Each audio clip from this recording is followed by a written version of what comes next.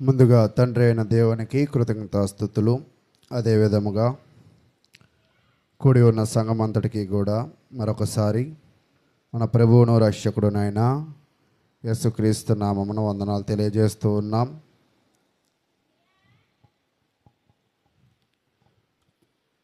మనము గత కొద్దిగా కాలము నుంచి ప్రసంగి గ్రంథము 8వ అధ్యాయాన్ని మనం ప్రసంగి గ్రంథాన్ని ధ్యానిస్తూ ఉన్నాం. మరి 7 అధ్యాయాలను మనం ముగించుకుని ఉన్నాం. మనము ఇప్పుడు 8వ అధ్యాయంలోకి వచ్చి ఉన్నాం. ప్రసంగి గ్రంథము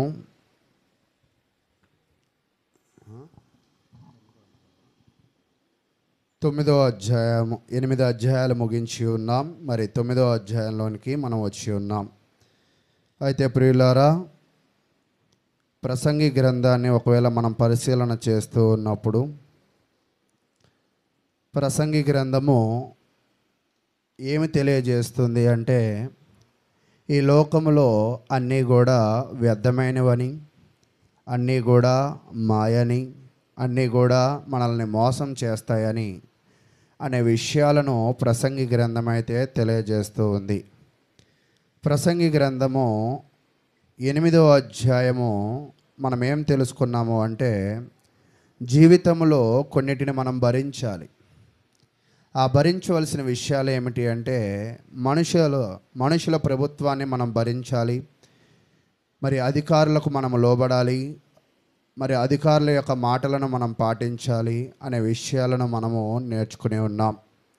దావీదు కూడా తన యొక్క జీవితంలో సాధారణమైన ఒక గొర్రెల కాపరిగా ఉండి కూడా తను ఏం చేశాడంటే, తన పైన ఉన్న అధికారికి లోబడ్డాడు. ఈరోజు చాలామందికి కూడా అధికారులకు లోబడాలి, లేదా పై వాళ్ళకి లోబడాలి, పైవారి మాట మనము వినాలి అన్న ఆలోచన చాలా తక్కువ మంది వారిలో ఉంటుంది. ఈరోజు మనం కూడా కొన్ని సోషల్ మీడియాలో వీడియోస్ చూస్తూ ఉన్నప్పుడు విజయనగరం వైపు కూడా ఒక టీచరు ఫోన్ లాక్కుంది, ఇస్తావా లేదా అని చెప్పుతో కొట్టడానికి కూడా వెళ్ళిన సంఘటనలు మనం చూస్తూ ఉన్నాం. అంటే ఈరోజు సొలొమోను అయిన జ్ఞాని కూడా మనకేం తెలియజేస్తూ ఉన్నాడంటే, నువ్వు నీ జీవితంలో సుఖంగా ఉండాలి అంటే, లేదా నీ జీవితంలో నువ్వు ఆనందంగా ఉండాలి అంటే నువ్వు చేయవలసింది ఏమిటి అంటే, ముందుగా నీ కుటుంబంలో నీ భర్తకు లేదా పెద్దలకు లోబడాలి. రెండవది, పనిచేస్తున్న దగ్గర అధికారులకు, అంటే నీ పైన ఉన్న మేనేజ్మెంట్ అంటూ ఉంటారు కదా, వాళ్ళకి లోబడాలి. నువ్వు చదువుకుంటూ ఉన్నావు కదా, అక్కడ ఉన్న టీచర్లకు లోబడాలి. అంటే ఈ యొక్క వ్యక్తి జీవితాన్ని సొలొమోను ఏం చెప్తున్నాడంటే, లోబడమంటున్నాడు. ఎందుకు నువ్వు లోబడాలి అంటే, అది దేవుడు చెప్పుచున్న మాటగా నువ్వు దానిని అంగీకరించవలసిన వాడివై ఉండాలి. అయితే క్రొత్త నిబంధనలో కూడా మనకి చాలా విషయాలు అధికారులకు కూడా లోబడాలి అనే విషయాలను తెలియజేస్తూ ఉంటారు. కాబట్టి 8వ అధ్యాయం అంతా కూడా లోబడము అనేది చూపిస్తుంది. అసలు ఎవరు లోబడతారు? 8వ అధ్యాయంలో ఏం చెప్తుంది అంటే, ఎవరు లోబడతారంటే, జ్ఞానం ఉన్న వాళ్ళు లోబడతారు. జ్ఞానం లేని వాళ్ళు ఏం చేస్తారు? లోబడరు. ఒకవేళ లోబడకపోతే ఏమొచ్చిద్ది అంటే, ఖచ్చితంగా సమస్యలు వస్తూ ఉంటాయి. అంతే కదా. ఇప్పుడు భర్త మాట ఉంది, భర్త మాటకి మనం లోబడినంతకాలం మన పరిస్థితులు బాగుంటాయి. లోబడకపోతే చాలా మచ్చలు పడుతూ ఉంటాయి ఒంటి మీద. ఏంటి ఈ మచ్చ అంటే, దానికి ఒక కారణం ఉంటుంది. అలాగే మనం టీచర్ల దగ్గర కూడా చక్కగా లోబడామనుకోండి, మంచి మార్కులు వస్తాయి, చక్కగా కూర్చుంటాం. లేకపోతే అక్కడ కూడా ఏం పడుతూ ఉంటుంది? ఒక మచ్చ పడుతూ ఉంటుంది. అలాగే ఉద్యోగాల్లో కూడా పై ఉన్న వాళ్ళని మనం ఒక్కోసారి ఏం చేయాలంటే భరించాల్సిందే. ఎందుకంటే ఆ పరిస్థితిని మనకు ఎవరిచ్చారని నమ్మాలి? మనం దేవుడు ఇచ్చాడని నమ్మాలి. అలాగే దావీదు కూడా తన జీవితంలో తనని చంపాలనుకుంటున్నాడు. ఎవరు? సౌలు. చంపాలని ఎన్నో ప్లాన్లు వేశాడు, 3000 మందితో వెంటాడుతూ ఉన్నాడు. అయినప్పటికీ కూడా దావీదుని ఏమి చేయలేకపోయాడు. చంపాలనుకున్నాడు, 3000 మందిని పోగేసుకున్నాడు, వెతికాడు. కానీ ఎవరికి దొరికారు? సౌలే ఎవరికి దొరికాడండి? దావీదుకి దొరికారు. కానీ దావీదు ఏమన్నాడంటే, ఇతడు యెహోవా చేత అభిషేకము పొందినవాడు కాబట్టి ఇతను నేను చంపకూడదు. అలాగే మన పైన ఉన్న వారిని ఎవరినైనా ఎందుకు గౌరవించాలంటే, మన పైన ఉన్న అధికారులను నియమించింది ఎవరంటే దేవుడే. కాబట్టి ప్రియులారా, అటువంటి విషయాలను మనము పోయిన వారం నేర్చుకున్నాం. మరి చాలామందికి అది గుర్తున్నది అని కూడా నేను అనుకుంటూ ఉన్నా. అయితే ఈరోజు మనము ప్రసంగి గ్రంథము 9వ అధ్యాయాన్ని మనం ధ్యానిస్తూ ముందుకు వెళదాం. ప్రసంగి గ్రంథము 9వ అధ్యాయాన్ని మనం ధ్యానిస్తూ ఉన్నప్పుడు అక్కడ 2 విషయాలు మనకి చాలా వివరంగా తెలియజేస్తూ ఉంది. ఏంటి ఈ విషయము అంటే, ప్రతి ఒక్కరికి కూడా మరణము సంభవించును. 1 నుంచి 12 వచనాల దాకా మనం చూస్తున్నప్పుడు ప్రతి ఒక్కరికి ఏం సంభవిస్తుందంట?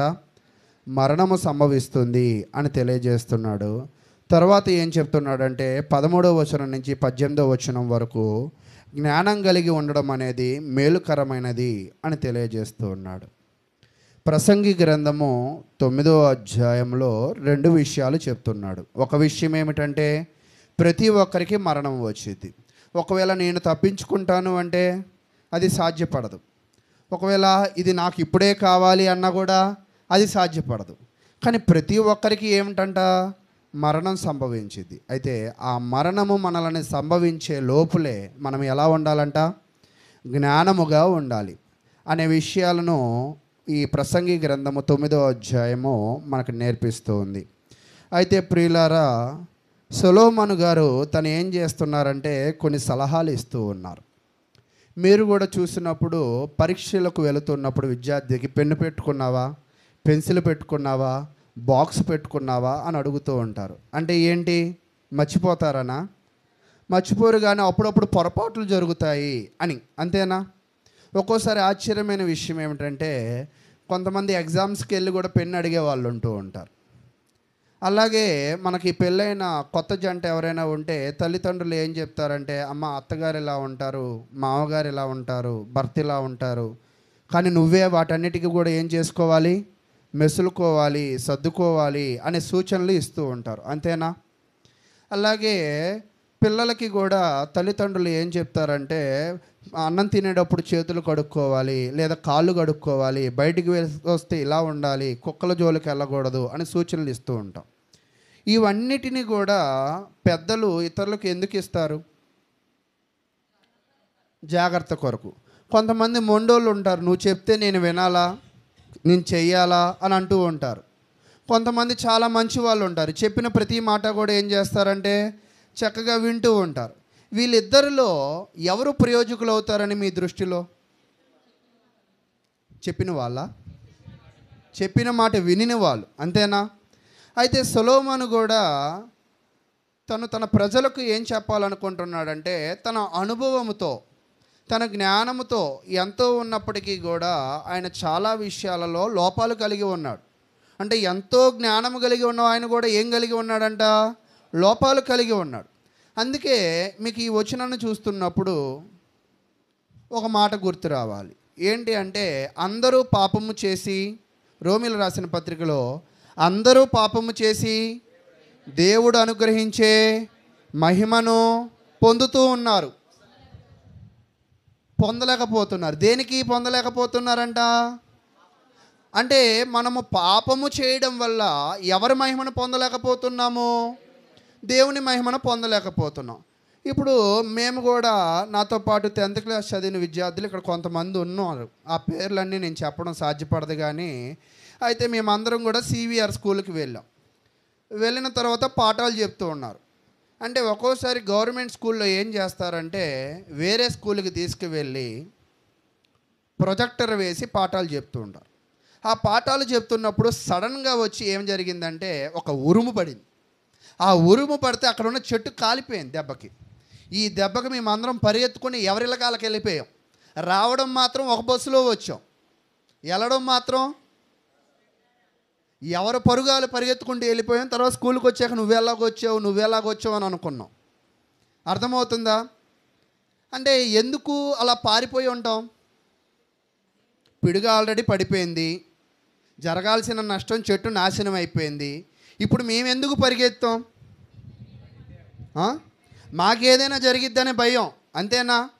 అలాగే సొలొమోను కూడా ఏం చెప్పాలని ప్రయత్నం చేస్తున్నాడంటే, నా జీవితంలో నేను కొన్ని అనుకున్నాను.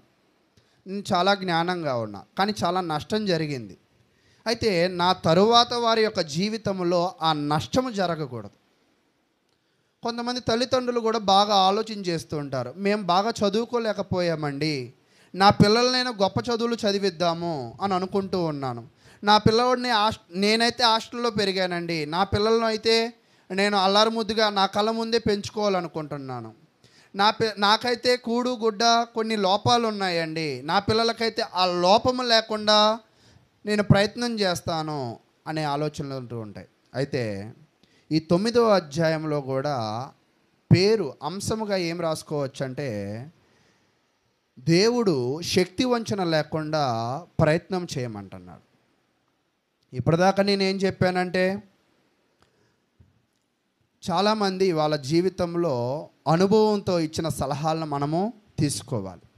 ఎందుకు తీసుకోవాలి అంటే, మన భవిష్యత్తులో పొరపాట్లు అనేది జరగకుండా అనేది మనం ఇప్పటిదాకా పరిశీలన చేసాం. అయితే సొలొమోను తన జీవితంలో ఇస్తున్న కొన్ని విషయాలను లేదా కొన్ని జాగ్రత్తలను మనం పరిశీలన చేద్దాం. ఒక మనిషి తన జీవితంలో శ్రేష్టమైన విధానమును ఎన్నుకోవాలని, శ్రేష్టమైన జీవితంలో బ్రతకాలని ఎవరు కోరుకుంటున్నారంట? సొలొమోను గారు కోరుకుంటున్నారు. కోరుకుంటూ ఆయన ఏం చెప్తున్నాడంటే, దేవుడు ప్రతి మనిషికి ఒకేలాగా ప్రాణము దయచేశాడు. అంటే తన జ్ఞానంతో ఏం చెప్తున్నాడంటే, ధనవంతుడనైన నాకు, బీదవాడి అయిన నీకు, నా సైన్యంలో పనిచేస్తున్న సైనికులకి, మన అందరికీ కూడా దేవుడు ప్రాణమును ఒకలాగే దయచేశాడు. అయితే మన జీవితంలో మనం ఎలాగ ఉండాలి అంటే, ఉన్న వాటితో సంతృష్టిగా లేదా ఉన్న వాటితో ఆనందంగా బ్రతకాలి. అంటే సొలొమోను గారు తన అనుభవంతో మనకేం తెలియజేస్తున్నాడంటే, నీకును నాకును ఒకటే జీవితం. ఈ జీవితాన్ని ఇచ్చింది ఎవరంట? దేవుడే. ఈ జీవితంలో నువ్వు ఎలాగ ఉండాలంటే ఉన్న వాటితో ఆనందపడాలి. చాలామంది అదేదో కుక్కను చూసి నక్క, నక్కను చూసి కుక్క వాత పెట్టుకుంటారన్న సామెతలు కొన్ని ఉంటాయి కదా. అలాగే వాళ్ళు అదేదో కొన్నారు, వీళ్ళు ఏదో తెచ్చుకున్నారు, వాళ్ళు అదే చేస్తున్నారని కొంతమంది నాకు అదే కావాలంటూ ఉంటారు. కానీ సొలొమోను తన అనుభవంతో ఏం చెప్తున్నాడంటే, నువ్వు ఎప్పుడు ఎదుటివాడి వైపు నువ్వు చూడొద్దు. ఎదుటివాడు ఏదో సంపాదిస్తున్నాడు కదా అని నీ చూపులు అటువైపు నువ్వు మళ్ళించద్దు అని తెలియజేస్తూ ఉన్న వాటితో ఏం చేయమంటున్నాడంటే, సంతుష్టిగా కలిగి ఉండమన్నాడు. తర్వాత వచ్చినది ఏదైనా కూడా నీ జ్ఞానముతోనో నీ బలముతోనో నీ యొక్క పేరు ప్రఖ్యాతులతోనో అవి రాలేదు. వచ్చింది ప్రతిదీ కూడా ఎలా వచ్చిందంట? అదృష్టం చేసుకుంటే వచ్చిందంట. కొంతమంది అంటూ ఉంటారు, నువ్వు అదృష్టం చేసుకుని పుట్టావురా అని. అంటే నిజంగానే సొలొమోను కూడా తన అనుభవంతో ఏం చెప్తున్నాడంటే, మనము ఏదైనా మనకి రావాలి అంటే అది అదృష్టంతో రావాలంట. ఆ అదృష్టం వచ్చినప్పుడు మనం ఏం చేయాలంటే అప్పుడు ఆనందపడాలంట. అయితే ఈరోజు కూడా చాలామంది కాంపిటేటివ్ ఎగ్జామ్స్కి ప్రిపేర్ అవుతూ ఉంటారు. చాలామంది పోలీస్ అవ్వాలనుకుంటారు, చాలామంది ఇంజనీర్లు అవ్వాలనుకుంటూ ఉంటారు. అవ్వాలనుకుని చాలామంది ప్రయత్నం చేస్తారు, అందరూ ఇంజనీర్లు కాలేరు. కొన్ని లక్షల మంది ఇంజనీర్లు పాస్ అవుతూ ఉన్నారు, అందరూ ఇంజనీరింగ్ పని చేస్తున్నారా? చేయడం లేదు. అంటే ఒక్కొక్కళ్ళు వాళ్ళ పరిస్థితిని బట్టి వెళ్ళిపోతూ ఉన్నారు. అంటే ప్రతి మనిషికి కూడా ఏముండాలంట? అదృష్టం అనేది ఉండాలి అని సొలొమోను చెప్తూ ఉన్నాడు. తర్వాత కష్టకాలము వచ్చినప్పుడు, అంటే అదృష్టం వచ్చినప్పుడు ఆనందపడాలంట, కష్టకాలం వచ్చినప్పుడు ఏం చేయాలంటే అనుభవాలు నేర్చుకోవాలంట.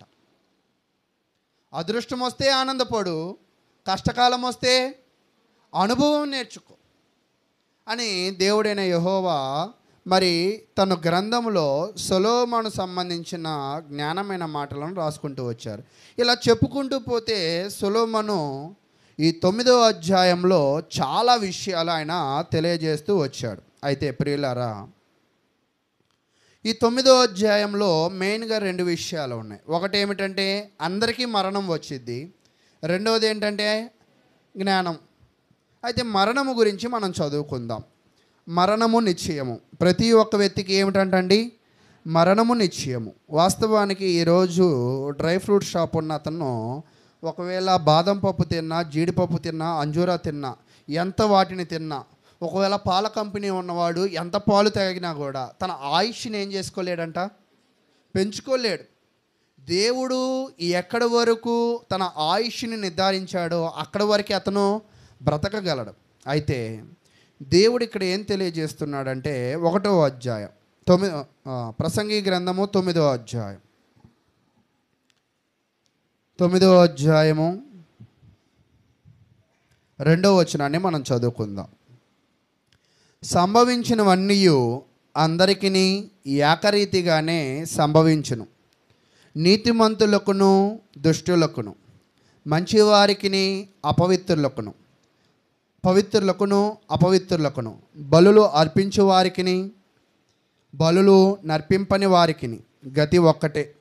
మంచివారికి ఎలాగునో పాపాత్ములకును అలాగుననే తటస్థించును, ఒట్టు పెట్టుకుని వారికి ఎలాగునో ఒట్టుకు భయపడు వారికిని అలాగుననే జరుగును.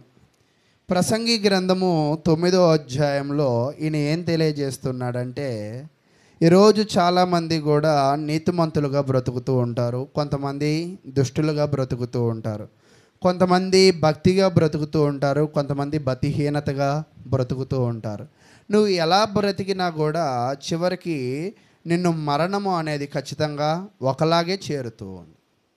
ఇదే మాటని మనము మత్తయి సువార్తలో కూడా దీనికి అనుసంధానంగా చూసినప్పుడు, మత్తయి సువార్త 5వ అధ్యాయము 45వ వచనాన్ని పరిశీలిస్తూ ఉన్నప్పుడు, మత్తయి సువార్త 5వ అధ్యాయము 45వ వచనంలో, ఆయన చెడ్డవారి మీదను మంచివారి మీదను తన సూర్యుని ఉదయింపజేసి నీతిమంతుల మీదను అనీతిమంతుల మీదను వర్షము కురిపించుచున్నాడు అని తెలియజేస్తున్నాడు. అంటే దేవుడైన యెహోవా ప్రతి మనిషి మీద కూడా, అంటే నీతిమంతులని లేదు, అనీతిమంతులని లేదు, భక్తిపరులని లేదు, భక్తిహీనులని లేదు, అందరి మీద కూడా ఎండను కాజేస్తున్నాడు, వర్షాన్ని కాజేస్తున్నాడు, ఇస్తూ ఉన్నాడు, చలిని ఇస్తూ ఉన్నాడు, మరణాన్ని కూడా ఇస్తూ ఉన్నాడు. అంటే ప్రతి మనిషికి కూడా, అంటే భూమి మీద జన్మిస్తున్న ప్రతి వ్యక్తికి కూడా కొన్ని కామన్గా అందరికీ ఒకలాగే జరిగింది. ఈరోజు చూడండి, నా జుట్టు కొంత నల్లగా ఉంది, మీ వయసుకు వచ్చేపాటికి ఇలాగే ఉండిద్దా? ఖచ్చితంగా తెల్లగా అవుతూ ఉంటుంది. అంటే కొన్ని ప్రక్రియలు దేవుడైన యెహోవా ఎలా చేస్తాడంటే అందరికీ ఒకలాగే వచ్చింది. అంటే కొంత డబ్బు ఉన్న వాళ్ళు ఏం చేస్తారంటే రంగు వేసుకుంటారు, కొంతమంది డబ్బు లేని వాళ్ళు కూడా వేసుకుంటారు, దాని గురించి నేను మాట్లాడట్లేదు. అంటే కొన్ని పరిస్థితులు దేవుడు ఎప్పుడు అందరికీ కూడా ఎలా చేశాడంట, ఒకలాగే. అంటే ఒకలాగా అంటే అక్కడ చెప్తూ ఉన్నాడు ఏకరీతిగా అని చెప్తున్నాడు. మీరు ఎప్పుడైనా నదులను పరిశీలించండి, అవి ఏం చేస్తాయంటే ఒక ఏకరీతిగా వెళుతూ ఉంటుంది. సముద్రాలు కూడా అలాగే వెళ్తాయా? ఎలా వెళ్తాయి మరి? అంటే అవి ఎక్కెక్కి దూకుతూ పడుతూ వెళ్తూ ఉంటాయి. అయితే ఇప్పుడు మనుషుల జీవితం ఎలాగుంటుందంటే నదిలాగా ఉంటుందన్నమాట. నది ఎలా ఏకరీతిగా తన జీవితంలో ముందుకు వెళ్ళిపోతూ ఉంటుందో, మనిషి యొక్క జీవితము, పుట్టుగా, జీవించడము, మరణము, ఇవన్నీ కూడా ఎలా వెళ్ళిపోతాయంట, ఏకరీతిగా వెళ్ళిపోతూ ఉంటాయి. కాబట్టి ప్రతి ఒక్క వ్యక్తి కూడా ఈరోజు గ్రహించవలసిన విషయం ఏమిటి అంటే, మన జీవితంలో మొన్న కూడా ఒకళ్ళు అంటున్నారు, ఎగిరి దంచినా ఎగరకుండా దంచినా ఒకటే. ఇంకొక ఆయన ఇంకోలాగా అంటున్నారు, ఎగిరి దంచినా ఒకటేనంట. అంటే ఎలా దంచినా కూడా ఒకటే. అలాగే ఈరోజు నువ్వు రేకులింట్లో ఉన్నా చచ్చిపోతావు, పెంకుటింట్లో ఉన్నా కూడా చచ్చిపోతావు, లేదా డాబా ఇంట్లో ఉన్నా కూడా చచ్చిపోతావు. అంటే ఈరోజు మనిషి యొక్క జీవితం ఎలాంటిది అంటే ప్రతి మనిషి కూడా చచ్చిపోతాడు. అయితే ఈ చచ్చిపోయే మనిషిలో ఒక ప్రవర్తన ఉన్నదంట. సొలొమోను ఇప్పుడు ఏం చెప్పాలనుకుంటున్నాడంటే, ఇప్పటిదాకా ఏం చెప్పాడంటే ప్రతి మనిషికి కూడా ఒకలాంటి పరిస్థితులు వస్తాయి అని చెప్పాడు. అయితే భూమి మీద మనుషుల పరిస్థితి ఎలా ఉందో తెలియజేస్తూ ఉన్నాడు. ప్రసంగి గ్రంథము 9వ అధ్యాయం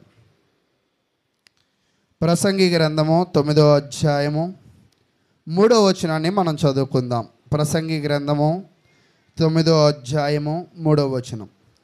అందరికీ ఒకటే గతి సంభవించును, సూర్యుని క్రింద జరుగు వాటన్నిటిలో ఇది బహు దుఃఖకరము. మరియు నరుల హృదయము చెడుతనముతో నిండి ఉన్నది. వారు బ్రతుకు కాలమంతయు వారి హృదయమందు వెర్రితనముండును. ఈ 9వ అధ్యాయము 3వ వచనంలో ఏం తెలియజేస్తున్నాడంటే, భూమి మీద మనుషుల యొక్క పరిస్థితి ఎలా ఉంది అనేది తెలియజేస్తున్నాడు. భూమి మీద మనుషుల యొక్క పరిస్థితి ఎలా ఉన్నది అంటే, చూడండి, మనిషి యొక్క హృదయంలో ఏం చోటు చేసుకున్నాయంట? మొదటిగా చెడుతనం ఉందంట, రెండవదిగా వెర్రితనం ఉందంట. అంటే దానిని ఒకవేళ మనం డిక్షనరీలో చూసినట్లయితే చెడుతనము అంటే ఏంటంటే ఇంగ్లీష్లో ఇవిల్ అని అన్నారు. ఇవిల్ అంటే ఏంటి?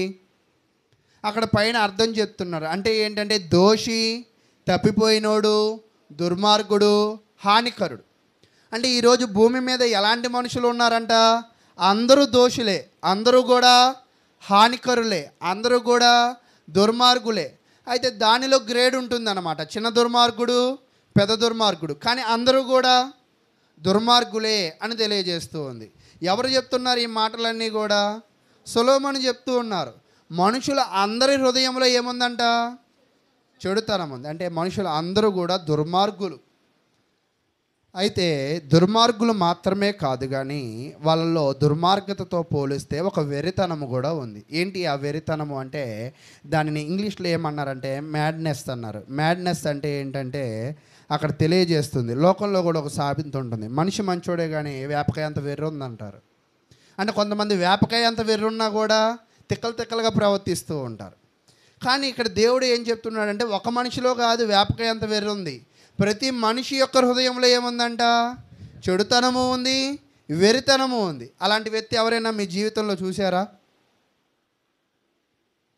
సొలొమోను అయితే చెప్తూ ఉన్నాడు, ప్రతి మనిషిలో కూడా ఏముందంట? చెడుతనము, వెరితనము ఉందన్నాడు. మీ జీవితంలో ఎప్పుడైనా చెడుతనము, వెరితనము ఉన్న వాళ్ళని చూసారా? చూశారు? చూడలేదు. దేనికి ఓపట్ల? నిద్రపోతున్నారా? అయితే బైబిల్ గ్రంథంలో కూడా ఒక విషయం ఉంటుంది. నేను ఒక మాట చెప్తూ ఉంటాను, అతనిలో వెర్రితనము, చెడుతనము ఉందో లేదో మీరే చెప్పాలి. అయితే నేను భార్య పేరు చెప్తాను, భర్త పేరు మీరు చెప్పడానికి ప్రయత్నం చేయండి. అబిగయీలు. ఈ నాబాలులో ఏముంది? చెడుతనము ఉంది, వెర్రితనము ఉంది, కొంచెం ఎక్స్ట్రా క్వాలిఫికేషన్ కూడా ఉంది. ఏంటో తెలుసా? మొండితనం. అంటే ఈరోజు మనుషులందరూ కూడా ఎలా ఉంటున్నారంటే, వాళ్ళ హృదయములలో చెడుతనమును, మొండితనమును, వెరితనమును నింపుకుంటూ ఉన్నారు. ఇవి మనిషి హృదయములో ఉన్నంత కాలము అతను ఏమవ్వలేడంటే ఎదగలేడు.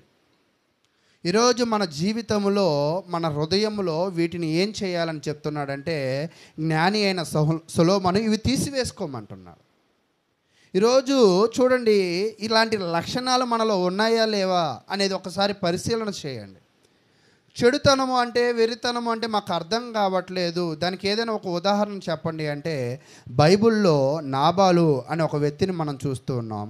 అయితే క్రొత్త నిబంధనలో ఒక వ్యక్తి ఉన్నాడు. ఆ వ్యక్తిని మనం చూద్దాం. చూడండి, లూకా సువార్త 15వ అధ్యాయం.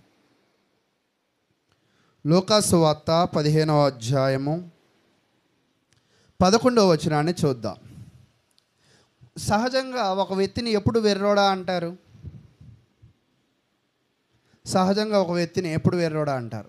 సరే, నేను ఒక ఉదాహరణ చెప్తాను, ప్రయత్నం చేయండి. ఒకరికి మటన్ ముక్కలు వేశారు. మటన్ ముక్కలు వేస్తే ఆ పైన అంతా స్కిన్ తినేసి ఆ బొయ్కులు ఏం నవలకుండా పడేశారు. పడేయమని ఒకళ్ళు తల మీద కొట్టి వెర్రోళ్ళలాగా ఉన్నవరా అన్నారు. ఎందుకని ఉంటారు?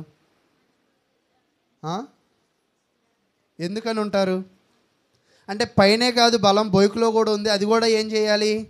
నవలాలి. అంటే చేయాల్సిన పనిని సరిగా చేయకపోతే అతనిని ఏమంటారంట? వెర్రోడా అంటారు. ఈరోజు మన జీవితంలో కూడా మనం వెర్రోళ్ళుగా ఉంటున్నామా, మంచోళ్ళుగా ఉంటున్నామా అంటే మీరేం చెప్తారు? ఆ మాట నేనంటే నన్ను బయటికి వెళ్ళి తిట్టుకుంటారు, కానీ అది నేనేం అనను. నేనేమంటున్నానంటే, ఒక పనిని చేయాల్సిన విధంగా చేయకపోతే ఖచ్చితంగా ఏమంటారంట? వెర్రోడా అని అంటారన్నమాట. ఇక్కడ బైబిల్లో కూడా ఒక వ్యక్తి ఉన్నాడు. ఎవరు అంటే లూకా సువార్త 15వ అధ్యాయం 11వ వచనం. ఈ చరిత్ర అంతా కూడా మీకు బాగా తెలుసు. ఏమిటంటే, ఒక తండ్రి ఉన్నాడు.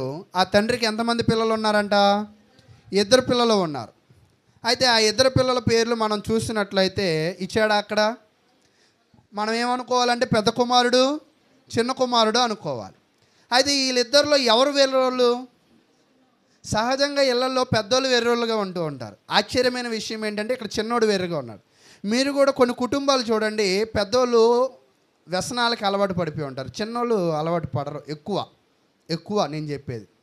చాలామంది కుటుంబాల్లో పెద్దోళ్ళే వెర్రిగా తిక్కలతనంగా ఉంటూ ఉంటారు. మీరు గమనించండి. చాలామంది కుటుంబాల్లో బాగా డబ్బు ఎవరు బాగా సంపాదిస్తారు తెలుసా? చిన్నోళ్ళే బాగా సంపాదిస్తుంటారు. వాళ్ళని చూసి మనకు కూడా బుద్ధి చెప్తూ ఉంటారు, నీకండా చిన్నోడ్రా చూడరా ఎలా సంపాదించాడా అంటారు. అలాగే ఇక్కడ కూడా ఆశ్చర్యమైన విషయం ఏంటంటే, ఒక తండ్రికి 2 పిల్లలు ఉన్నారు. లోకాసు వార్తలో ఈ 2 పిల్లలు మగపిల్లలు. ఈ మగపిల్లల్లో ఒక అతను జ్ఞానంగా ఉన్నాడు, ఒక అతను ఎలా ఉన్నాడంట? వెర్రితనంగా ఉన్నాడు, లేదా అతను చెడుతనంగా ఉన్నాడు అని తెలియజేస్తున్నాడు. ఇతను ఎందుకు చెడ్డవాడు, ఎందుకు వెర్రివాడు అంటే 12వ వచనం చెప్తుంది. వారిలో చిన్నవాడు తండ్రి, ఆస్తిలో నాకు వచ్చు భాగమిమ్మని తన తండ్రిని అడుగుగా అతడు వారికి తన ఆస్తిని పంచిపెట్టును. వాస్తవానికి ఇక్కడ ఉన్న తండ్రి చాలా మంచోడు. నిజమేంటంటే ఈరోజు తల్లిదండ్రులు ఏం చేస్తున్నారంటే చచ్చిపోయేదాకా ఆస్తులు పంచట్ల, తర్వాత వాళ్ళ బాధలు పడతారులే అని వీళ్ళు ఏం చేస్తారంటే శవాల దగ్గర కొట్టుకుంటూ ఉంటారు. అయితే ఇక్కడ ఉన్న తండ్రి చాలా మంచోడు, ఈ పిల్లోడు కూడా చాలా తెలివైనోడు. నువ్వు చచ్చిపోతావు ఎప్పటికైనా, కాబట్టి నాకేం చేయ ముందే ఆస్తి పంచేసే. ఆస్తి పంచు అనగానే తండ్రి ఎలాంటి స్పందన అంట? అరే ఇప్పుడు వద్దులేరా, ఈ సంక్రాంతి అయ్యాక పంచుకుందాం, భూములు బాగుంటాయి అని అన్నాడా? తండ్రిని అడగగానే కొడుకు ఏం చేశాడంట? అలాగేనా? కొడుకు అడగగానే తండ్రి ఏం చేశాడంట? వెంటనే పంచి ఇచ్చేశాడు. అయితే ఇక్కడ జరిగిన పరిస్థితి ఏమిటంటే, ఈ అడిగిన కుర్రోడు యొక్క ఉద్దేశము మంచిది కాదు. ఇతడు అడిగిన యొక్క కుర్రోడు యొక్క హృదయము మంచిది కాదు. ఎందుకు మంచిది కాదు అని అంటే 13వ వచనం చెప్తూ ఉన్నది. కొన్ని దినములైన తరువాత ఆ చిన్న కుమారుడు సమస్తమును కూర్చుకుని దూరదేశమునకు ప్రయాణమైపోయి అచట తన ఆస్తిని దుర్వ్యాపారము వలన పాడు చేసెను. అంటే ఎందుకు ఆస్తిని పంచమన్నాడంట? అంటే దుర్వ్యాపారము చేసి ధనమును సంపాదించుకోవడానికి పంచమన్నాడు. ఈ తండ్రి ఏం చేశాడు? దానికి సరే నీ ఇష్టం అని పనిచేశాడు. అయితే ఇదంతా కూడా మీకు తెలిసిన కథేనా? అయితే దీనిలో ఇతను చెడ్డవాడు అంటే ఇతని హృదయంలో చెడుతనము ఉన్నది అని చెప్పడానికి అర్థం ఏమిటంటే, అతడు తన తండ్రికి ఏమైపోవాలనుకున్నాడు? దూరం అయిపోవాలనుకున్నాడు. ఎవరైతే బిడ్డలు తల్లిదండ్రులను దూరం పెడతారో, ఎవరైతే బిడ్డలు తల్లిదండ్రులకి దూరంగా ఉండాలని ఆలోచన చేస్తారో వాళ్ళ హృదయంలో ఏముందని తెలుసుకోవాలి? చెడుతనం ఉందని తెలుసుకోవాలి. కానీ దేవుడైన యెహోవా తన బిడ్డలకు అది నేర్పించలేదు. అంటే మరి ఏమి నేర్పించాడు? నీ తల్లిని నీ తండ్రిని సన్మానించుము, అప్పుడు ఏమవుతావంట? దీర్ఘాయుషు వచ్చింది. ఈరోజు మన తల్లిదండ్రులను మనము మరి చాలామంది కూడా ఏం చేస్తూ ఉంటారంటే దూరము చేసుకోవాలి, వీళ్ళకి దూరంగా వెళ్ళి సంతోషంగా బ్రతకాలి అనే ఆలోచనలు చేస్తూ ఉంటారు. అలా ఆలోచనలు చేయడంలో అతనిలో కూడా ఎవరు కనపడతారంటే ఇలాంటి చిన్న కుమారుడు కనపడుతూ ఉంటాడు. తండ్రికి దూరంగా వెళ్ళిన అతను సంతోషంగా బ్రతికాడా అంటే సంతోషం లేదు, పాడు లేదు. చివరికి ఏమొచ్చింది? చాలా బాధలు అనుభవించవలసిన పరిస్థితి వచ్చింది. కాబట్టి ఇతడులో చెడుతనం ఏమిటి అంటే పాయింట్ నెంబర్ 1, తండ్రికి దూరంగా వెళ్ళిపోవాలనుకున్నాడు. కాబట్టి ఈరోజు క్రైస్తవ జీవితంలో నేను మీకు వాక్యానుసారంగా నేర్పించాల్సిన విషయం ఏమిటి అంటే, నీ తల్లిదండ్రులు వృద్ధులైనప్పటికీ, నీ తల్లిదండ్రులు ఆస్తిపాస్తులు లేనప్పటికీ, నీ తల్లిదండ్రులు చదువు సంధ్య లేనప్పటికీ కూడా వాళ్ళని నువ్వు గౌరవించవలసిన బాధ్యత, వాళ్ళ బరువులను మోయవలసిన బాధ్యత ఎవరి మీద ఉందంట? బిడ్డలమైన మన మీద ఉన్నది. అయితే రెండవది, ఇతడు ఎందుకు చెడ్డవాడు అంటే తన ఆస్తిని తీసుకుని వెళ్ళాడు. ఇప్పుడు నేనేం చెప్తున్నానంటే చిన్నోడు చెడ్డోడు అంటున్నా. ఎందుకు చెడ్డోడు అంటే తల్లిదండ్రులకు దూరంగా బ్రతకాలనుకున్నాడు. ఎందుకు బ్రతకాలని ఒక్కడే వెళ్ళిపోకుండా ఏం పట్టుకెళ్ళిపోయాడంట? ఆస్తిని పట్టుకెళ్ళిపోయాడు. అయితే ఇది అంతా కూడా అతనిలో ఉన్న చెడుతనమును బట్టి చేసిన పనులు. అయితే ఇతనిలో ఏముందంట? వెరితనం కూడా ఉంది. అంటే డబ్బులు పట్టుకెళ్ళిపోయో దూరంగా వెళ్ళో చక్కగా ఏదో కూలో నాలో చేసుకుని ఒక మంచి బిజినెస్ చేసుకుని ఏం చేయొచ్చు, అభివృద్ధి పొందొచ్చు. కానీ ఇతను ఏం చేశాడంట, వెర్రోడు కాబట్టి ఉన్నదంతా కూడా ఖర్చు పెట్టాడు. అంటే ఈరోజు చాలామంది కూడా పిచ్చోళ్ళలాగా ఉన్నావురా, వచ్చిన జీతం వచ్చినట్టుగా నీ ఆవిడకి ఇస్తే నువ్వు ఎలా బ్రతుకుతావురా అంటారు. అంతేనా? ఈరోజు చాలామంది భార్యలు ముక్కుపిండి వసూలు చేసుకునే భార్యలు కూడా ఉంటారు. అంటే ప్రతి రూపాయి ఇస్తావా ఇస్తావా అని. అయితే కొంతమంది సలహాలు ఇస్తూ ఉంటారన్నమాట. ప్రతి రూపాయి కూడా మనం ఏం చేయకూడదంట, ఇవ్వకూడదు. ఎవరికి? భార్యలకి. కొంత మనకంటూ కూడా దాచుకోవాలి అని సలహాలు ఇస్తూ ఉంటారు. అలాగే ఇక్కడ ఈ చిన్న కుర్రోడు తన జీవితంలో ఏం చేశాడంటే సేవింగ్ మెథడ్ లేదు, అంతా కూడా ఏం చేశాడు, ఖర్చు పెట్టాడు. అంటే ఇతనిలో వెర్రితనము అని ఎందుకు అని చెప్తున్నామంటే ఇతని దగ్గర ఉన్న ధనం మొత్తం కూడా ఖర్చు పెట్టాడు. అయితే ఖర్చు పెట్టింది మంచిదానికా చెడ్డదానికా అంటే చెడ్డదానికి, తను సుఖించాలని. ఈరోజు చాలామంది కూడా వాళ్ళ జీవితంలో రాత్రింబగళ్ళు కష్టపడి 8 గంటలు కష్టపడి లేదా 12 గంటలు కష్టపడి చాలా కష్టపడతారు. ఆ కష్టపడి వచ్చిన 500 600 ఒక 300 ఒక చోట ఖర్చు పెట్టేస్తారు. అంతేనా? ఇలాంటి వాళ్ళని చూస్తుంటే మనకేమనిపిస్తూ ఉంటుంది, చాలా మంచోడు, ఇలా తాగాలి, ఇలా మేము ఎప్పుడు తాగలేకపోయామని అనుకుంటారా? చాలా పిచ్చోళ్ళలాగా ఉన్నాడే, ఇంత కష్టపడి 2 నిమిషాల్లో తాగే సాగం చేసుకుంటున్నాడు అని అనుకుంటాం. అలాగే ఈ చిన్న కుమారుడు తన తండ్రికి దూరం అయ్యాడు, ఆస్తిని తీసుకువెళ్ళాడు.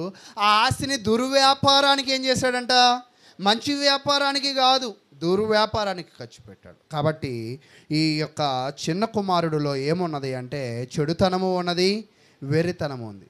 ఒక మనిషిలో ఎప్పుడైతే చెడుతనము వెర్రితనము తన హృదయంలో ఉంటుందో ఆ మనిషి ఏమైపోతాడంటే పతనం అయిపోతాడని దేవుని వాక్యం అయితే తెలియజేస్తుంది. అయితే ఇతను కూడా ఏమైపోయాడంటే పతనం అయిపోయాడు. 14వ వచనం, అదంతయు ఖర్చు చేసిన తర్వాత, లూకాసు వార్త 15వ అధ్యాయము 14వ వచనం, అదంతయు ఖర్చు చేసిన తర్వాత ఆ దేశమందు గొప్ప కరువు రాగా వాడు ఇబ్బంది పడసాగి వెళ్ళి ఆ దేశస్థులలో ఒకని చెంత చేరెను. అతడు పందులను మేపుటకు తన పొలములోనికి వాడిని పంపెను. వాడు పందులు తిను పొట్టుతో తన కడుపు నింపుకొన ఆశపడిన కానీ ఎవడనో వానికేమీయు ఏం చేయలేదంట, వేయలేదంట. ఈరోజు నిజముగా నీ హృదయంలో నా హృదయంలో చెడుతనము ఉంటే దేనిలోనూ నువ్వేం చేయలేవంటే అభివృద్ధి పడలేవు. ఈరోజు మీకు అర్థమవుతుందా? నీ జీవితంలో నీవు అభివృద్ధి పడాలి అంటే నీ హృదయంలో ఉన్న చెడుతనాన్ని ఏం చేయాలంట, తీసివేయాలి. నేను బైబిల్లో ఒక కథనాన్ని చెప్తాను, మీరు ఆలోచన చేయడానికి ప్రయత్నం చేయండి. యోనా దేవుడు ఏం చెప్తాడంటే అతనిని తర్షీషు వెళ్ళమంటాడు. అంతేనా? నినివే వెళ్ళమంటాడు. కానీ ఇతను ఎక్కడికి వెళ్తాడంట, తర్షీషు వెళ్తాడు. మీ అందరికీ తెలుసా కదా ఆ చరిత్ర? దేవుడు యోనాని పిలిచి, అయ్యా నువ్వు నినివే పట్టణం వెళ్ళు, అక్కడ అందరూ కూడా దేవునికి వ్యతిరేకంగా జీవిస్తున్నారు, అక్కడికి వెళ్ళి వాక్యం చెప్పు, వాళ్ళని హెచ్చరించు అన్నాడు. ఈయనకేమో భయం వేసింది. ఎందుకు? నినివే వాళ్ళు మామూలు వాళ్ళు కాదు. వాస్తవానికి ఎవరైనా సడన్గా మనల్ని ఇలా కొట్టారనుకో పడేయమని మనకేమనిపిస్తూ ఉంటుంది? కొంతమంది ఇంజక్షన్ పొడిచేటప్పుడు కూడా సూదేమో ఎంత ఉంటుంది, వీళ్ళేమో ఎంత ఉంటారు, వాళ్ళు ఎలా అంటారు, ఇలా ఇలా ఇలా అంటూ ఉంటారు. అలాంటి సంఘటనలు మీరు ఎప్పుడైనా చూసారా? అలాగే ఇక్కడ పరిస్థితులు కూడా ఎలాగ ఉన్నాయి అంటే దేవుని నమ్ముకున్న వ్యక్తి నినివే ఎందుకు వెళ్ళట్లేదు అంటే నినివేలో పరిస్థితులు ఎలా ఉంటాయంటే వాళ్ళకి వ్యతిరేకంగా మాట్లాడితే వాళ్ళ చర్మాలు ఒలుస్తారు. అంటే ఇప్పుడు యోనా ఆ పట్టణానికి వెళ్ళి వాళ్ళకి వ్యతిరేకంగా మాట్లాడితే యోనా చర్మాన్ని కూడా వాళ్ళు ఏం చేస్తారు, ఒలిచేస్తారు. అంటే ఈరోజు కోడిని మీరు ఒక్కోసారి ప్రాణంతో కాళ్ళు కోళ్ళు రెక్కలు పీకనివ్వగలిగిద్దా? అలాగే కానీ మనిషిని ఏం చేస్తారంటే ప్రాణం ఉండగానే చర్మం ఒలుస్తారంటారు. ఇది భయపడిపోయాడు యోనా. అమ్మో దేవుడు చెప్పాడు కానీ అక్కడికి వెళ్ళే ధైర్యము నేను చేయలేను అని అతను ఏం చేస్తాడంటే తర్షీషు వెళ్తాడు. ఆ తర్షీషు ఓడ ప్రయాణం చేస్తున్నప్పుడు ఓడ మునిగిపోయే పరిస్థితి. అప్పుడు ఆ ఓడలో ఉన్న వాళ్ళు ఏం చేయాలనుకున్నారు చెప్పండి? ఆ ఓడలో ఉన్నవాళ్ళు సురక్షితంగా బ్రతకాలంటే, సురక్షితంగా గమ్యము చేరాలి అంటే ఆ ఓడలో ఉన్న వాటిని ఏం చేయాలనుకున్నారు, బయట పడేయాలను. అంతేనా? ఫస్ట్ ఏం పడేయడానికి ప్రయత్నం చేశారు, సరుకులు పడేయడానికి ప్రయత్నం చేశారు. చివరికి ఏం పడేశారు, మనిషిని కూడా పడేశారు. అంటే మనము బ్రతకడానికి ఎవరినైనా పడేయాలంటే ఖచ్చితంగా ఏం చేయాలి? పడేయాలి. మనం ఎదగాలి అంటే ఎవరినైనా వదిలేయాలంటే ఏం చేయాలి? వదిలేయాలి. మనం బ్రతకాలి, జీవించాలి, మనం బాగుండాలంటే కొన్నిటిని మనం ఏం చేయాలి? ఖచ్చితంగా విడిచిపెట్టాలి. కొంతమంది నర్సులను కూడా మీరు అడగండి, ఎప్పుడైనా డాక్టర్లను కూడా అడగండి. ఒకవేళ చేయిలో ఏలు సెప్టిక్ అయితే ఈ ఏలుని ఇక్కడ ఏం చేసేయాలి? ఖచ్చితంగా తీసేయాలి. కాదు, ఇది నా ఏలు, నాతో పాటే ఉంది, నాతో పాటే ఉండాలి అని అనుకుంటే ఈ చెయ్యి అంతా కూడా ఏం చేస్తారు? తీసివేస్తారు. అలాగే మీరు గుండెలో ఒక్కోసారి యాంజియోగ్రామ్ అని వాల్స్ వేస్తూ ఉంటారు. నాకు కొత్తది ఏమొద్దు, నా పాతవి నాకు చాలే అని అన్నాం అనుకో, ఏమైపోతాం? చచ్చిపోతూ ఉంటాం. అలాగే నీ హృదయము దేవుడు యథార్థంగా చేశాడు. కానీ నీ హృదయంలో నువ్వేం చేసావంటే పాపాన్ని నింపుకున్నావు, నీ హృదయంలో శాపాన్ని నింపుకున్నావు, నీ హృదయంలో చెడుతనాన్ని నింపుకున్నావు, నీ హృదయంలో ఏం నింపుకున్నావు? వెరితనాన్ని నింపుకున్నావు. వెర్రోడిలాగా దేవుడు జీవించమన్న విధముగా జీవించకుండా నీకు నచ్చినట్లుగా నువ్వు జీవించి నీకు నచ్చినట్లుగా నువ్వు బ్రతకాలనుకుంటున్నావు కదా, అది నీ వల్ల కాదు.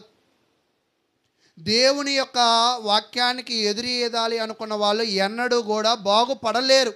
మీరు ఎక్కడైనా ప్రయత్నం చేయండి. అంటే మీకు అర్థమవుతుందా? దేవుడితోనే ఉంటేనే నీ అభివృద్ధికి ఉపయోగం, దేవుడితో ఉంటేనే నీ యొక్క జీవితానికి ఉపయోగం. అలాగ కాకుండా వెర్రోడిలాగా పనులు చేస్తే కుదరదు, లేదా వెర్రిదానిలాగా జీవిస్తే కుదరదు. నువ్వు వెర్రితనము చెడుతనము అనేది నీ హృదయములో ఎప్పుడైతే తీస్తావో, ఎప్పుడైతే దానిని విసిరివేస్తావో, ఎప్పుడైతే యోనాని ఓడలోంచి విసిరివేశారో అప్పుడు ఆ ఓడ ఏమైపోయింది? సురక్షితంగా, సేఫ్గా ఉంది. అలాగే నువ్వు కూడా సేఫ్గా ఉండాలంటే, అలాగే నువ్వు కూడా అభివృద్ధి పడాలి అంటే ఖచ్చితంగా ఏం చేయాలంట? వాటిని విసిరిపడేయాలి. వాటిని ఎప్పటిదాకా విసరకుండా ఉంటావో అప్పటిదాకా నీకు కష్టాలు తప్పవు, ఒడిదుడుకులు తప్పవు. అంతేనా? ఆ తుఫాను భయానికి వాళ్ళందరూ కూడా ఏమైపోయారంట? చచ్చిపోతామేమో అని భయపడ్డారు. విసిరిన తర్వాత భయపడ్డారా? అలాగే ఈరోజు కూడా నీ జీవితంలో నువ్వు అభివృద్ధి పడాలి అంటే నువ్వు నీలో ఉన్న లోపములను ఏం చేయాలంటే విసిరి వేసుకోవాలని దేవుని వాక్యం అయితే తెలియజేస్తుంది. అయితే ఈ చిన్న కుమారుడికి అర్థమైంది ఈ విషయం.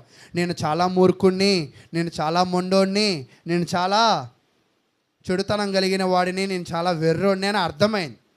ఎవరు చెప్తే అర్థమైంది? నిద్రలో ఉన్న వాళ్ళు కూడా చెప్పచ్చు, నేను వెంట. ఎవరు చెప్తే అర్థమైంది?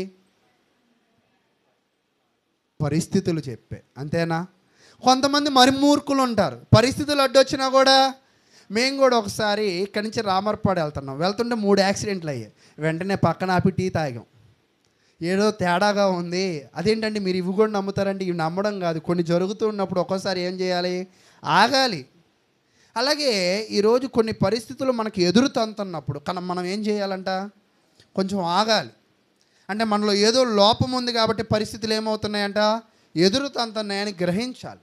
అలా గ్రహించినప్పుడు మరలా నీ పరిస్థితులు బాగుపడతాయి. అలాగా నువ్వు గ్రహించలేకపోతే మరలా నీకు ఆ పరిస్థితులే రిపీట్ అవుతాయి. అయితే ఇతను గ్రహించాడు. గ్రహించిన తర్వాత ఇతను ఏమయ్యాడంటే చివరికి మరలా తన తండ్రి దగ్గరికి వెళ్ళి గొప్ప స్థితిలోకి వెళ్ళిపోయాడు. మొదట గొప్పవాడే, చెడుతనము వెరితనం ఉండడం వల్ల ఏమైపోయాడు? భేదవాడైపోయాడు. మళ్ళీ చెడుతనమును వెరితనాన్ని విడిచిపెట్టిన తర్వాత మరలా ఏమైపోయాడు? మరలా గొప్పోడైపోయాడు. ఈరోజు నీవును నేను కూడా గొప్పోళ్ళు అవ్వాలంటే మన జీవితంలో మనం చేయాల్సిన విషయం ఏమిటంటే మనలో ఉన్న చెడుతనాన్ని మనము విడిచిపెట్టాలి. చూడండి, మలాకీ గ్రంథము 3వ అధ్యాయం. మలాకీ గ్రంథము 3వ అధ్యాయము 17వ వచనాన్ని మనం చదువుకుందాం. నేను నియమింపబోవు దినము రాగా వారు నా వారై నా స్వకీయ సంపాద్యమై ఉందురు. తండ్రి తన్ను సేవించు కుమారుణ్ణి కనికరించినట్టు నేను వారిని కనికరింతునని సైన్యములకు అధిపతియగు యెహోవా సెలవిచ్చుచున్నాడు. దేవుడు ఏం చెప్తున్నాడంటే నీ జీవితంలో నీ తప్పులు నువ్వు తెలుసుకోగలిగినట్లయితే, నీ జీవితంలో నీ హృదయంలో ఉన్న చెడుతనమును నువ్వు విడిచిపెట్టినట్లయితే, నీ జీవితంలో నీ హృదయంలో ఉన్న వెరితనమును మూర్ఖత్వమును విడిచిపెట్టినట్లయితే మరలా ఆయన తండ్రి తన్ను సేవించు కుమారుణ్ణి కనికరించినట్టు, తన్ను సేవించు కుమారుడు అంటే వెర్రితనము మూర్ఖత్వము లేకపోతే తండ్రిని మనం ఏం చేస్తామంట? సేవి. ఇక్కడ చిన్న కుమారుడు కూడా చూడండి, వెర్రితనం మూర్ఖత్వం ఉన్నప్పుడు పంచు అన్నాడు. వెర్రితనం మూర్ఖత్వం విడిచిపెట్టిన తర్వాత ఏం చేశాడు? తండ్రిని సేవించాడు. సేవించడం ద్వారా ఏమయ్యాడు? మరలా గొప్ప స్థితిని పొందాడు. ఈరోజు నీవును నేను కూడా గొప్ప స్థితిని మనం పొందాలి అంటే మన తండ్రిని మనం ఏం చేయాలంట? చాలామంది అడుగుతారు, ప్రార్థనకి ఎందుకు రావాలండి? మాకు పని పాట లేదా? మాకు ఎంత పని ఉందో మాకు తెలుసా? వచ్చేదే వారంలో ఒక్క సెలవ, ఆ సెలవు 2 గంటలు మీ దగ్గర మేము కూర్చోవాలా అని అడిగే వాళ్ళు కూడా ఉన్నారు ఈరోజు. కానీ దేవుడు ఏం చెప్తున్నాడంటే, మూర్ఖులు దేవునిని ఆరాధించలేరు, వెర్రి వాళ్ళు దేవునిని ఆరాధించలేరు, హృదయంలో చెడుతనము ఉన్నవాళ్ళు దేవునిని ఆరాధించలేరు. ఒకవేళ నువ్వు దేవునిని ఆరాధించగలిగినట్లయితే దేవుడు నిన్ను ఖచ్చితంగా ఏం చేస్తాడంట? కనికరించేవాడు ఉంటాడు. కనికరించడం అంటే ఏంటి? జాలి పడడం. ఇంకా కనికరించడం అంటే ఏంటి? దయ చూపడం. ఇంకా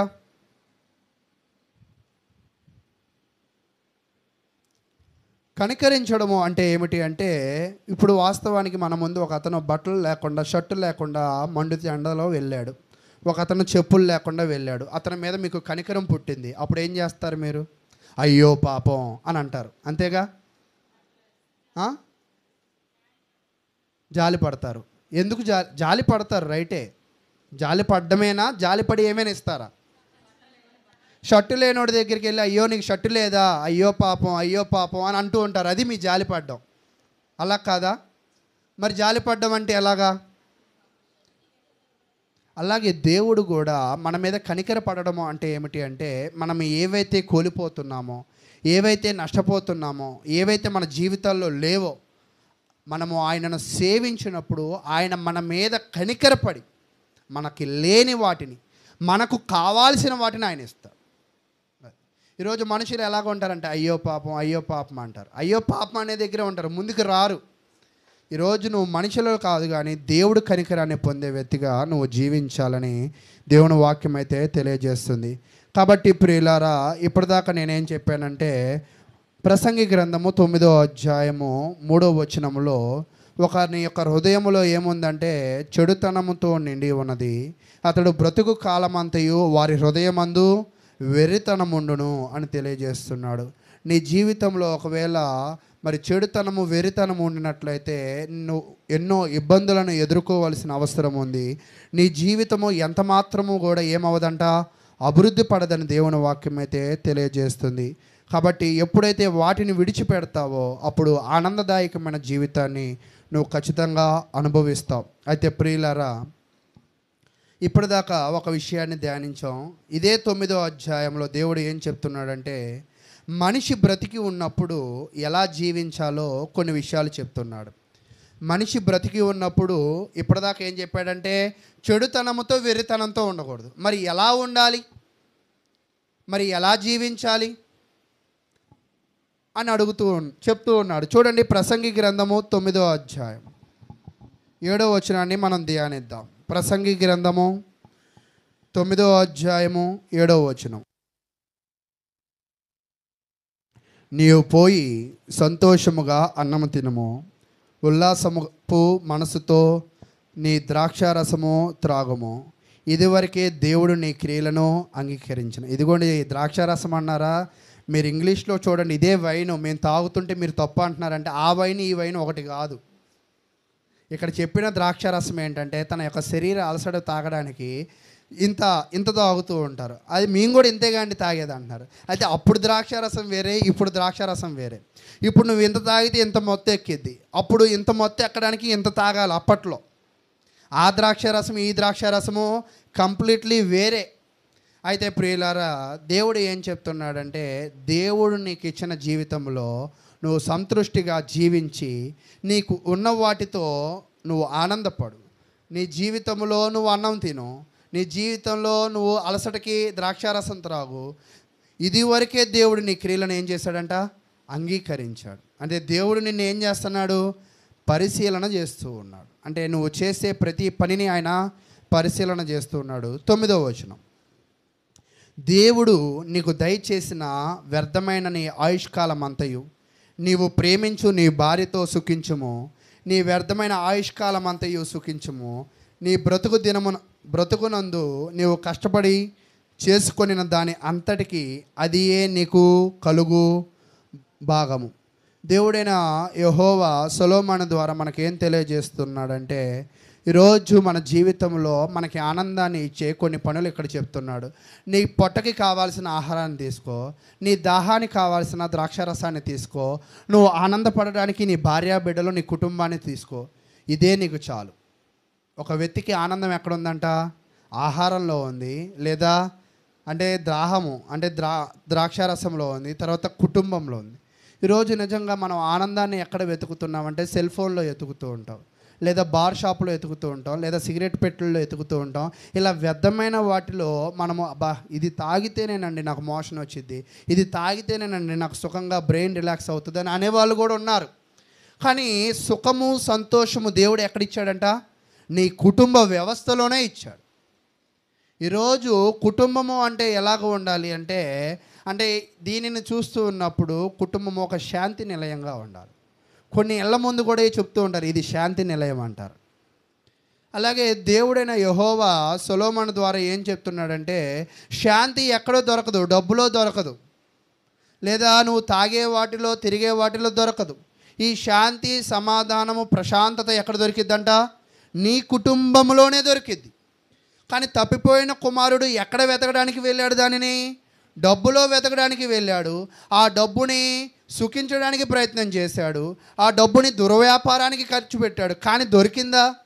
ఏం దొరికింది చివరికి? శేషము సంతోషమా, భారమా? భారం దొరికింది. ఈరోజు మన జీవితంలో కూడా మనం ఏమనుకుంటామంటే, రాత్రి పగల్లో కష్టపడి కుటుంబంతో టైం స్పెండ్ చేయం. పిల్లలు స్కూల్కి వెళ్ళారో లేదో అడగం, తిన్నారో లేదో అడగం, ఎలా జీవిస్తున్నారో అడగం, ఏది అడగం. మన పని ఏమిటంటే బయటికి వెళ్ళడం, డబ్బులు తాగడం, ఇంట్లో పెట్టడం, బయటికి వెళ్ళడం, డబ్బులు తాగడం, ఇంట్లో పెట్టడం. ఇదే మన పని. ఇంకో పని అనేది లేదు. ఈ డబ్బు డబ్బు డబ్బు ఏం చేసిద్ది అంటే పిల్లలు కూడా నేర్చుకుంటారు. అంటే మన జీవితంలో గొప్పది ఏదైనా ఉందంటే డబ్బు సంపాదించడమే అని అనుకుంటారు. అనుకుని వీళ్ళు కూడా ఏం చేస్తారంటే, నా వాటా నాకు పంచు, నేను అమెరికా వెళ్తా, నేను లండన్ వెళ్తా, నేను ఏదో ఒక దేశం వెళ్తా అంటాడు. ఆడు అక్కడ ఉంటాడు, వీళ్ళు ఎక్కడ ఉంటారు. వీళ్ళ బాగోగులు చూసేది ఎవరంటే, పోనీ అక్కడ ఏమైనా బాగున్నాడా అంటే అక్కడ వీసా రాదంటాడు, అక్కడ తినడానికి ఇండియా ఫుడ్ కాదంటాడు, అక్కడ ఉద్యోగంలో ఉన్న ప్రెజర్ అక్కడ అంటాడు. ఇక్కడ ఈయన గుండె నొప్పి వస్తే ఆయన కళ్ళలో అక్కడ నీళ్ళు వస్తూ ఉంటాయి. ఈ పరిస్థితులన్నీ కూడా ఎలాగ ఉంటాయి అంటే, కుటుంబ వ్యవస్థ ఎప్పుడైతే దూరంగా బ్రతుకుతారో ఆ దూరము అనేది నీకు మనశ్శాంతిని దూరం చేసింది. మీరు ఎప్పుడైనా ప్రయాసపడండి, మీరు ఎప్పుడైనా ఆలోచన చేయండి. కుటుంబానికి దూరంగా ఉన్న పిల్లలు సంతోషంగా ఉండలేరు, మంచి విషయాలను నేర్చుకోలేరు, మంచి జీవితాన్ని పొందలేరు. అయితే మనము నేర్పించేవి వాళ్ళు నేర్చుకోవాలంటే నువ్వేం చేయాలంటే, నీ కుటుంబానికి నువ్వేం చేయాలంట? ప్రాధాన్యత ఇవ్వాలి. ఈరోజు కూడా కొంతమంది స్టేటస్లు పెడుతున్నారు, ఈరోజు మదర్స్ డే అంట. I love you mummy, I love you అప్ప, ఏవో ఉంటాయి కదా కొన్ని పదాలు. అసలు ఈ డేలు కూడా గుర్తులేని వాళ్ళు ఉన్నారు. నిజమేంటంటే వీళ్ళ దృష్టి అంతా కూడా ఎప్పుడు సంపాదన పని, సంపాదన పని, సంపాదన పని, ఇంకిదే పని. ఏంట్రా బాబు అంటే ఇదే. అయితే ప్రియులారా, అవి చివరికి అతనికి ఏమి ఇవ్వంట? మంచి జీవితాన్ని ఇవ్వాలి. కాబట్టి ప్రియులారా, మన జీవితంలో మనం ఎలాగ ఉండాలి అంటే, తినడానికి అన్నం తిను, చక్కగా త్రాగు, అంటే మంచినీళ్ళు నేను చెప్పేది త్రాగు, చక్కగా నీ జీవితం నీ కుటుంబంతో బ్రతికిన తరువాత నీ పనిలో నువ్వు ఎలాగ ఉండాలి. 10వ వచనం. కొంతమంది చాలా పనులు చేసేటప్పుడు చాలా బద్ధకంగా ఉంటారు. ఎప్పుడైనా మీరు సామెతల గ్రంథం బాగా చదివినప్పుడు బద్ధకస్తుడు ఏమవుతాడంట అంటే, దరిద్రం ఊరికే రాదు. సోమరి బద్ధకంగా చేసేవాళ్ళు ఎప్పుడు వాళ్ళ జీవితంలో దేనిలోనూ గొప్ప స్థితిలోకి వెళ్ళలేరు.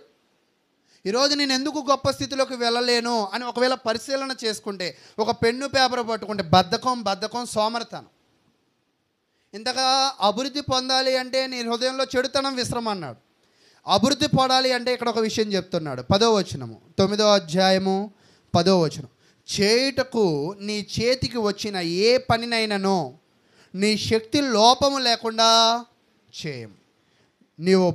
నీవు పో పాతాళమునందు పనైనను ఉపాయమైనను, తెలివైనను, జ్ఞానమైనను లేదు. నీ జీవితంలో నీకు ఒక పని అప్పచెపితే నీకన్నా ఎవరు బాగా చేయలేరు అని నువ్వు అనిపించుకోవాలి. నీ శక్తి లోపము లేకుండా అది బాగా చేయాలి. నీ శక్తి లోపము లేకుండా. ఈరోజు ఒక్కోసారి కొంతమంది, నేను 2009 ఆ టైంలో ఒక చోట పనిచేసేవాడిని. పని చేసినప్పుడు ఆయన నాకు బాగా నేర్పించిన విషయం ఏంటంటే శుభ్రత.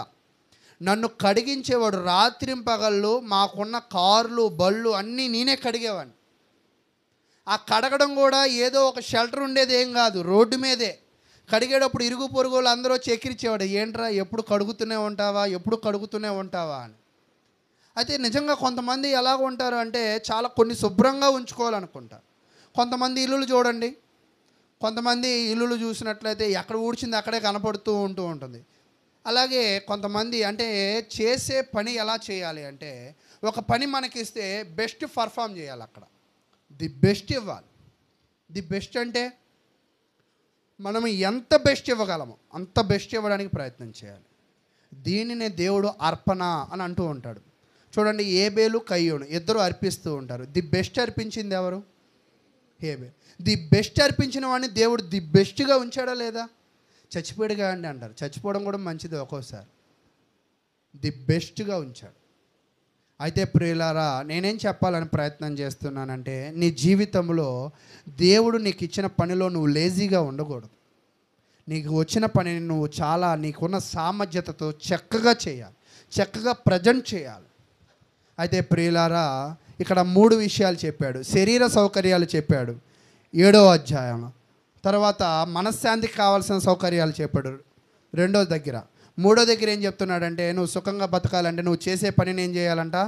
శక్తి వంచన లేకుండా చేయాలని దేవుని వాక్యం అయితే తెలియజేస్తున్నాడు. తర్వాత నువ్వు బాగుండాలంటే ఇక్కడ ఫైనల్ టచ్, మేకప్ పాయింట్ అంటారు కదా.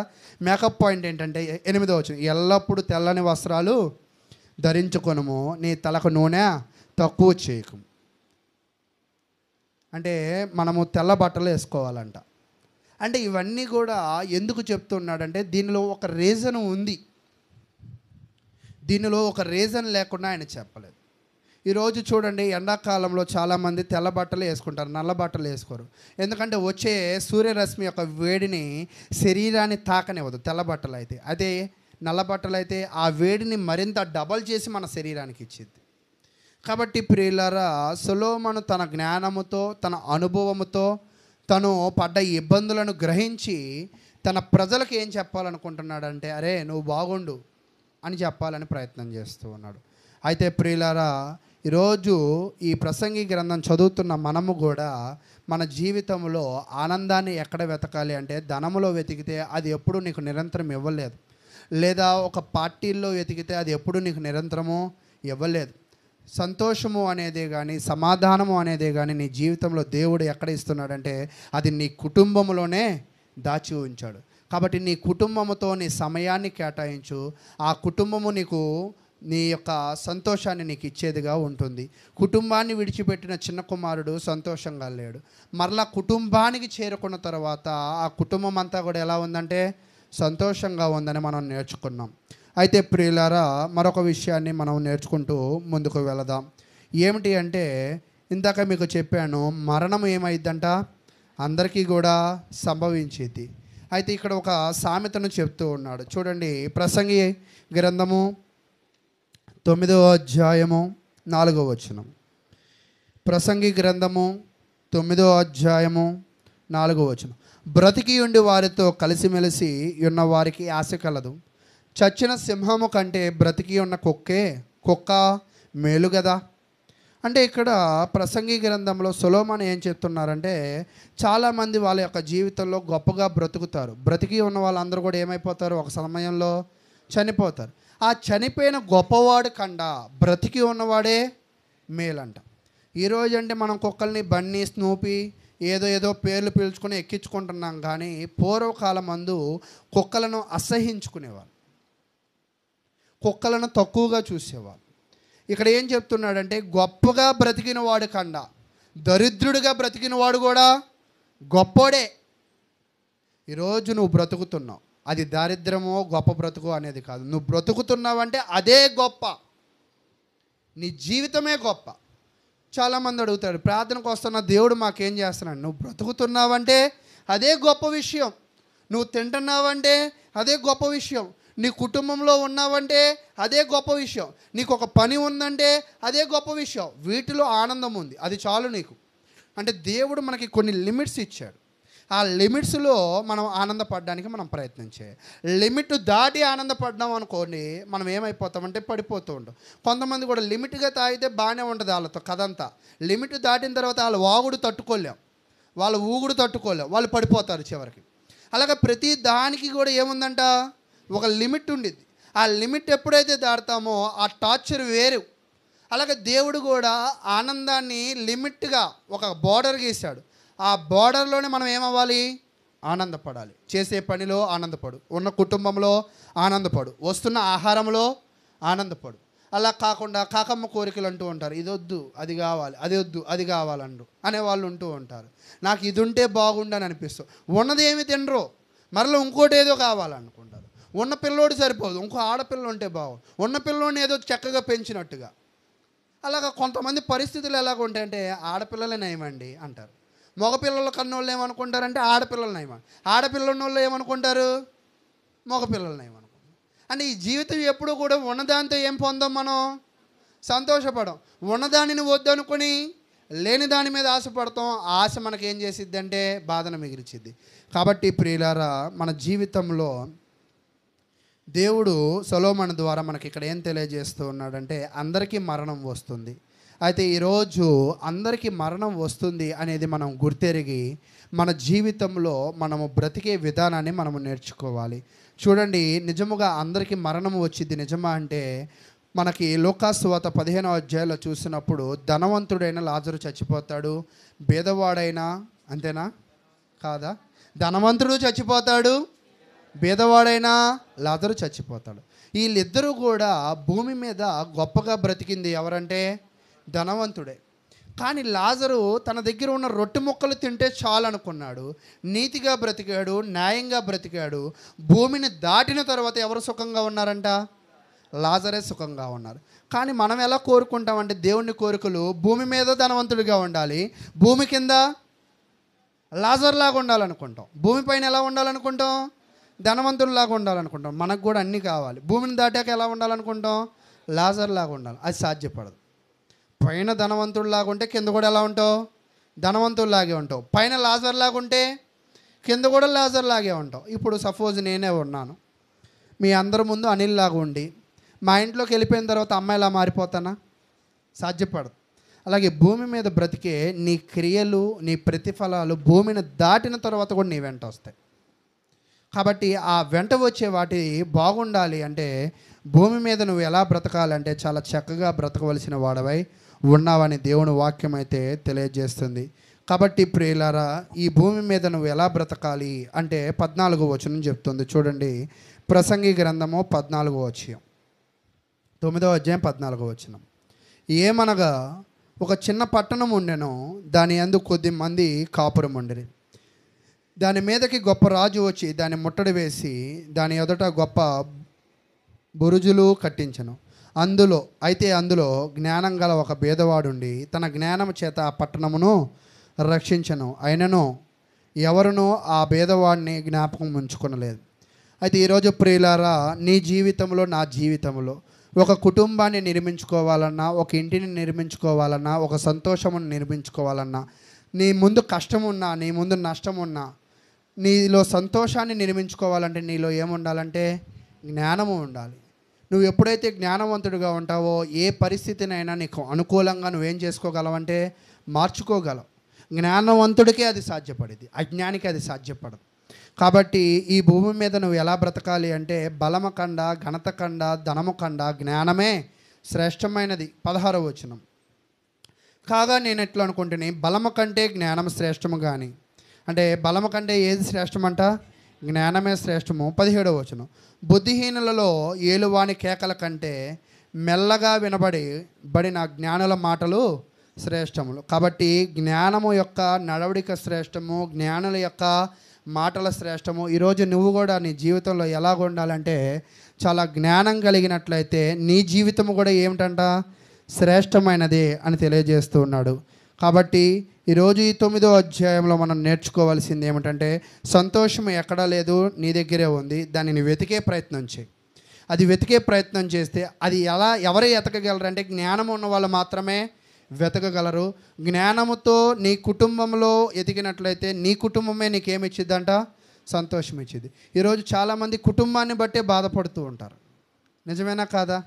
భర్త బాగాలేదని, పిల్లలు బాగాలేదని, వాళ్ళు ఇలా ఉన్నారు, వీళ్ళు ఇలా ఉన్నారని. కానీ నీ కుటుంబాన్ని బట్టి నువ్వు ఆనందపడాలి అంటే జ్ఞానము చేత నీ కుటుంబాన్ని కట్టాలి. సామెతల గ్రంథంలో ఒక ఫేమస్ వాక్య భాగం ఉండిద్ది, చెప్పగలరా? జ్ఞానవంతురాలు తన ఇల్లును కట్టును, మూఢురాలు తన ఇల్లును అంటే తీసి పారేస్తుంది అన్నమాట. అయితే ఈరోజు నువ్వు జ్ఞానం కలిగినట్లయితే నీ ఇల్లు నువ్వేం చేస్తావంట? కట్టుకునేవాడిగా ఉంటావు. నువ్వు ఇల్లును కట్టగలిగితే సంతోషం దానిలోనే ఉండిద్ది. నువ్వు ఇల్లును కట్టగలిగితే దానిలోనే ఆనందం ఉండిద్ది. నువ్వు ఇల్లును కట్టగలిగితే దానిలోనే సకల భాగ్యాలను ఆయన ఉంచాడని దేవుడి వాక్యం అయితే తెలియజేస్తుంది. కాబట్టి ఈరోజు నువ్వు కట్టవలసిన ఒక ప్రథమమైన పాత్ర ఏంటంట? ఇల్లు. కానీ నువ్వు చేసే పని ఏంటి? డబ్బును కట్టమనట్లా, ఇల్లును కట్టమంటున్నారు. కాబట్టి మీ జీవితంలో మీరు ఇల్లును కట్టే ప్రయత్నం చేస్తారని ఆశిస్తూ, ఎంతో ఓపికగా విన్న మీ అందరికీ ప్రభునామమున వందనాలు తెలియజేస్తూ ఉన్నాను.